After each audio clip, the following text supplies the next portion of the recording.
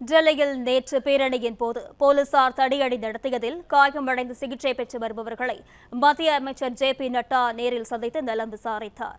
விவரங்களுடன் செய்தியாளர் நிரஞ்சன் இணைப்பில் இருக்கிறார். வணக்கம் நிரஞ்சன், விவரங்கள்.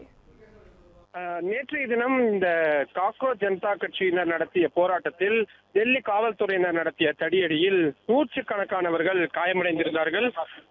போராட்டக்காரர்களும் சரி, காவல்துறையை சேர்ந்தவர்களும் சரி, இரண்டு தரப்பிலுமே காயங்கள் என்பது அடைந்திருந்தார்கள். இதில் சில பேர் கூடுதலான கண்காணிப்புடன் அவர்கள் மருத்துவ சிகிச்சைகள் அளிக்கப்பட்டு வருகின்றது.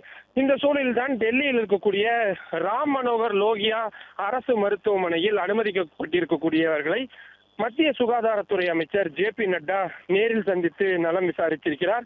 அவர்களுக்கு தேவையான கூடுதலான ஏதேனும் சிகிச்சைகள் தர வேண்டும் என்றால் அதனை முழுமையாக வழங்குமாறும் மருத்துவர்களுக்கும் அவர் அறிவுறுத்தலை கொடுத்திருக்கின்றார். காயமடைந்தவர்களை நேரில் சந்தித்து அவர்களுக்கு கூடுதலாக வேறு ஏதேனும் சிகிச்சை தேவைப்படுகிறதா, அவர்களுக்கு உடல்நலம் சார்ந்து வேறு ஏதேனும் பிரச்சனைகள் இருக்கிறதா என்பதையும் அமைச்சர் ஜே.பி. நட்டா கேட்டறிந்திருக்கிறார்.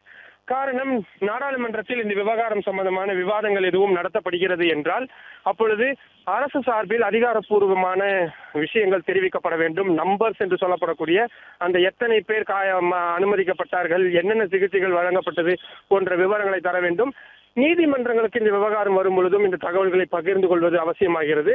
அந்த அடிப்படையில் தற்பொழுது மத்திய சுகாதாரத்துறை அமைச்சர் ஜே.பி. நட்டா காயமடைந்தவர்களை நேரில் சந்தித்து நலம் விசாரித்திருக்கிறார்.